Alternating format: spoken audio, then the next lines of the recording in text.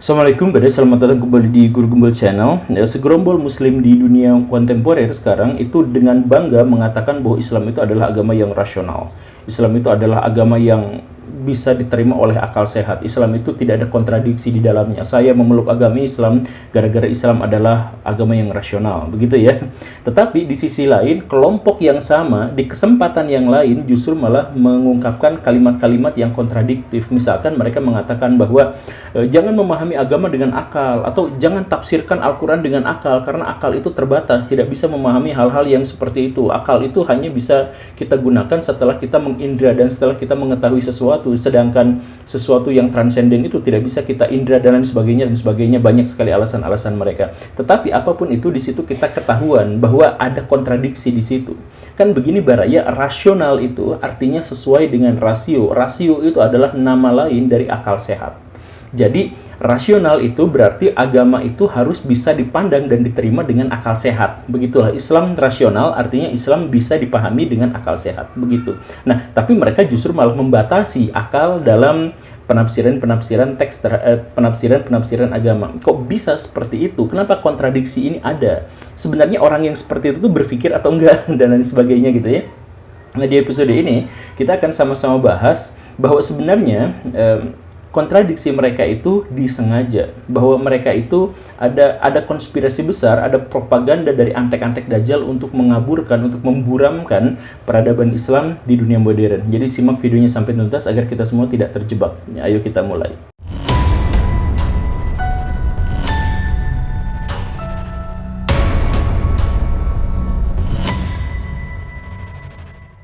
Sampai sejauh mana akal bisa kita gunakan untuk memahami teks-teks agama? Kita mulai dari pendekatan yang dilakukan oleh Imam Syafi'i, karena banyak sekali orang-orang di Indonesia yang mengklaim sebagai penganut mazhab Imam Syafi'i. Jadi dalam fikih Imam Syafi'i itu dikatakan bahwa sumber hukum Islam itu ada 4. Yang pertama itu adalah Quran, Sunnah, Ijma, Qiyas, atau Quran, Hadis, Ijma, Qiyas. Begitu. Nah, dari keempat itu, manakah yang menggunakan akal? Ternyata semuanya menggunakan akal. Jadi kita mulai dari yang paling akhir, ada kias. Kias itu apa? Kias itu adalah analogi. Jadi Imam Syafi'i ternyata menggunakan analogi sebagai dasar hukum Islam. Analogi itu apa? Ya, analogi itu adalah bagian dari ilmu logika. Jadi logika ternyata adalah satu bagian dari syariat Islam, atau satu bagian dari sumber hukum Islam, begitu. Tapi analogi itu posisi yang paling bawah, ada posisi yang lebih atas. Sumber hukum Islam itu apa? Yaitu ijma, kesepakatan ulama atau kesepakatan orang-orang yang otoritatif dalam hal atau dalam masalah-masalah tertentu. Nah, bagaimana cara orang-orang tertentu yang otoritatif itu mengambil kesimpulan dalam beragama? Ternyata mereka juga menggunakan logika. Jadi, ijma yang dimaksud itu adalah kumpulan dari fatwa-fatwa yang menggunakan logika. Begitu. Jadi, mau kias, mau ijma, itu ternyata sepenuhnya adalah urusan akal. Begitu. Tapi ijma pun itu hanya posisi ketiga. Ada posisi yang lebih atas lagi, yaitu hadis. Hadis itu biasanya membawakan berita-berita tentang sunnah, biasanya. Nah, ini kan wahyu. Berarti sumber hukum Islam itu adalah wahyu. Oh, ternyata tidak seperti itu Baraya. Karena hadis itu sebenarnya dalam sejarah, dalam konteks sejarah, itu otoritasnya sudah pindah dari Nabi ke para perawi-perawi hadis. Begitu. Jadi misalkan begini, Nabi mengatakan A, Nabi mengatakan B. Nabi belum tentu perkataan itu diterima oleh kaum muslimin kalau perawinya mengatakan bahwa itu hadisnya tidak sahih. Atau ini, kan misalkan ya, Imam Bukhari itu telah mengumpulkan hadis selama berpuluh-puluh tahun dan akhirnya mencantumkan ada 7.000 hadis yang menurut versinya itu sahih. Dari 7.000 itu sebenarnya banyak diantaranya pengulangan. Kalau diringkas lagi hanya sekitar 2.000-an, 3.000-an hadis. Nah, Nabi Muhammad mengucapkan kata-kata selama 22 tahun kenabian. Mana mungkin Nabi Muhammad mengatakan sebanyak itu, tetapi yang diterima oleh Bukhari itu hanya 2000-an. Berarti sebenarnya lebih banyak hadis yang hilang daripada hadis yang terpelihara oleh Bukhari saja. Ya tentu saja banyak perawi yang lain, tetapi kita sepakati dan para ulama menyepakati bahwa sebenarnya lebih banyak hadis yang mungkin saja sahih tetapi tidak bisa diterima karena hadisnya doif gitu. Jadi misalkan logikanya seperti ini. Nabi mengatakan, misalkan ya, Nabi mengatakan kebersihan sebagian dari iman. Tetapi gara-gara perawi hadis itu ada yang pendusta di dalamnya, maka ulama-ulama hadis kemudian menganggap bahwa perkataan itu adalah doif, atau perkataan itu kecil sekali kemungkinan disebutkan oleh Nabi. Padahal Nabi memang mengatakan seperti itu, tetapi yang merawikannya adalah pendusta, maka hadis itu menjadi doif atau menjadi hasan, atau bahkan ada yang menyebut hadis itu maudhu kalau memang tidak ada sumber-sumber periwayatan yang lain.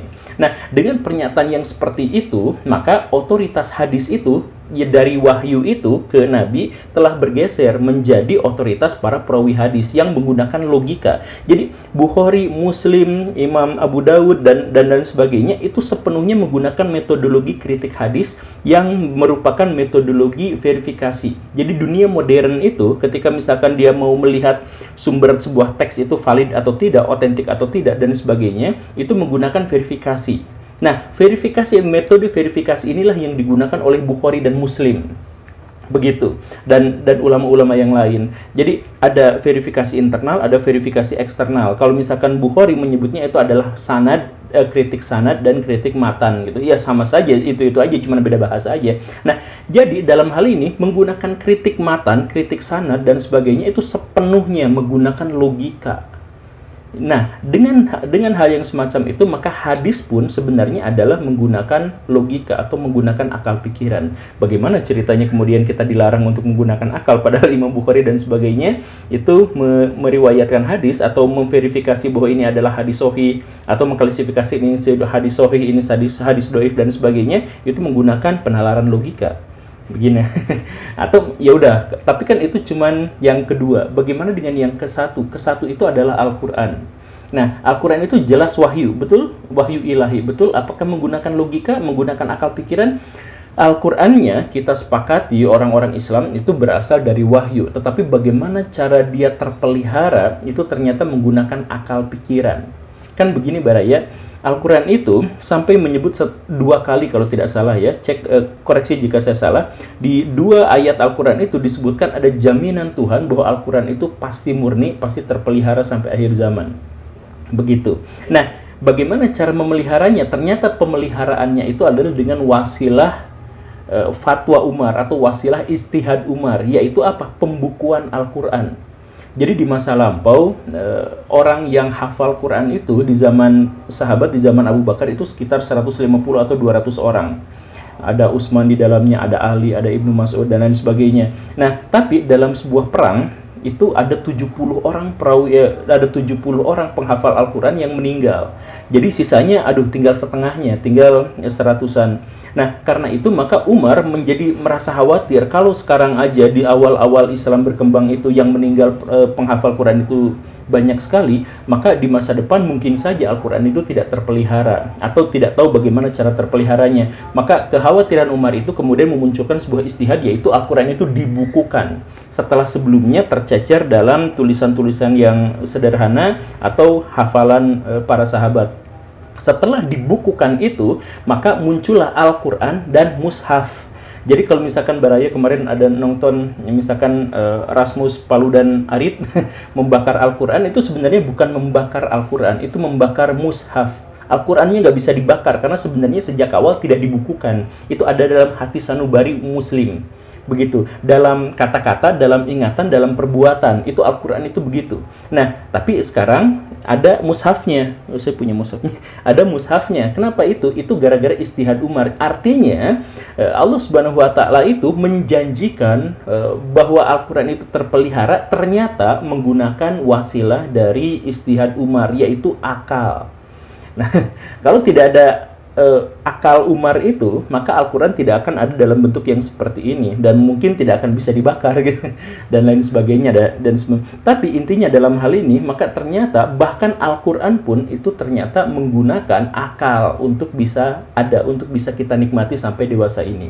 Begitu. Lagi pula, nah ini penting ya, Lagi pula, seluruh penafsiran-penafsiran Al-Quran itu menggunakan pendekatan akal.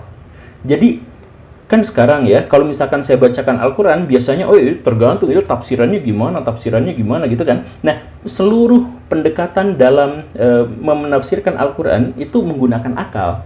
Kan, menafsirkan Al-Quran itu pendekatannya ada menggunakan bayani, menggunakan burhani, menggunakan irfani, atau di Indonesia banyak yang menggunakan isyari seperti Gus Baha menggunakan isyari kadang-kadang gitu ya. Nah, itu semuanya menggunakan akal pikiran. Penafsiran Al-Quran itu misalkan bayani itu menggunakan pendekatan teks, menggunakan pendekatan bahasa. Nah, bahasa itu adalah produk budaya. Bahasa itu adalah bagian atau wujud dari akal pikiran manusia. Jadi, pendekatan yang paling dianggap tekstual pun ternyata menggunakan akal, apalagi yang burhani, apalagi yang irfani, apalagi yang isyari.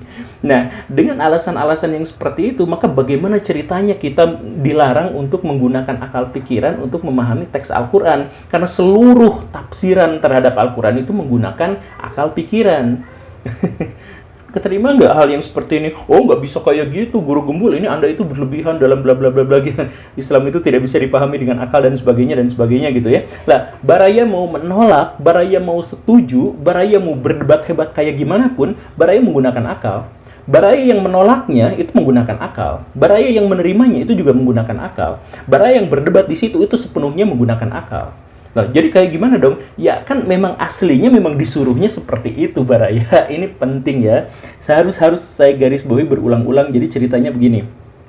Di dalam Al-Quran, memahami Al-Quran itu cuman ada dua cara. Menggunakan akal, menggunakan hawa nafsu. Udah nggak ada yang lain. Di dalam Al-Quran disebutnya menggunakan akal dan menggunakan hawa nafsu. Yang diwajibkan itu adalah menggunakan akal, yang diharamkan itu menggunakan hawa nafsu.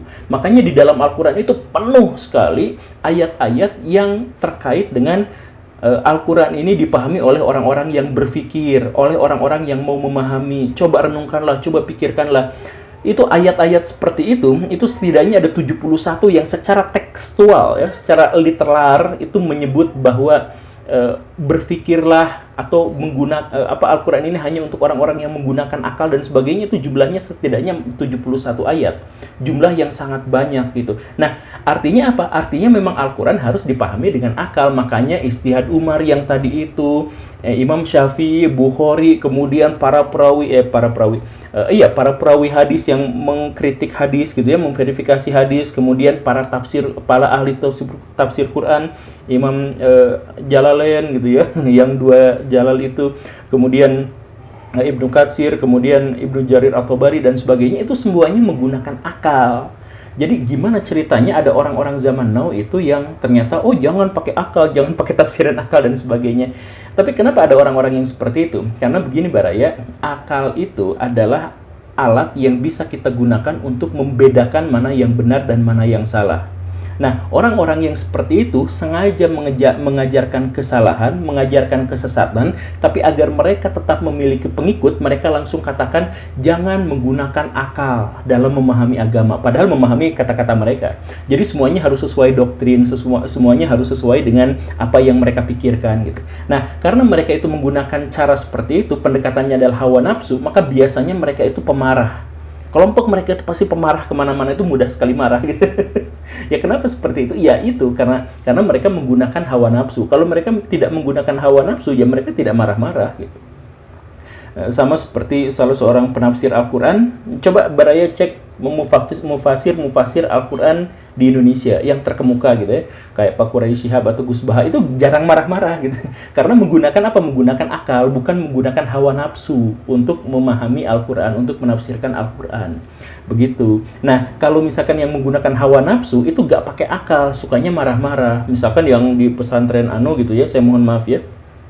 Jadi pagi-pagi mereka sudah bawa mobil keliling komplek untuk ngemis-ngemis. Ini buat pesantren kami, ya minta duit. Termasuk orang yang kafir juga dimintain gitu. Mas sudah itu jadi masjid. Di masjid itu beli toa yang buatan orang kafir untuk mengkafir-kafirkan manusia gitu. Jadi minta ke orang kafir, pakai toa orang kafir, kemudian mengkafir-kafirkan manusia gitu dan sebagainya. Kenapa gak bermoral seperti itu? Kenapa gak berakhlak? Kenapa gak berakal seperti itu? Ya, karena memang mereka udah nggak usah pakai akal, udah aja dengerin saya ngomong sama wa atau gitu dan sebagainya gitu. Padahal di dalam Al-Quran dijelaskan bahwa seburuk-buruknya makhluk hidup di bumi ini adalah makhluk yang tidak mau memahami, makhluk yang tidak mau memikirkan, makhluk yang tidak mau berakal gitu. Jadi Baraya jangan sampai terjebak sama kelompok yang itu, karena kelompok itu pasti melarang Baraya untuk jangan ikutan kelompok anu, jangan kelompok itu, udah Al-Qur'an jangan dipahami dengan akal dan sebagainya. Mereka tuh semuanya jangan terkait dengan akal, terkait dengan diskusi, terkait dengan yang buka-buka alam pikiran kita itu, mereka melarang semuanya. Karena apa? Karena mereka melakukan kejahatan, mereka melakukan hal-hal yang tidak baik, dan kemudian mereka agar keburukan mereka itu tidak terendus, mereka melarang alat untuk mengendus keburukan itu, yaitu akal. Semoga dipahami. Terima kasih karena sudah menyimak. Saya Guru Gembul. Assalamualaikum warahmatullahi wabarakatuh.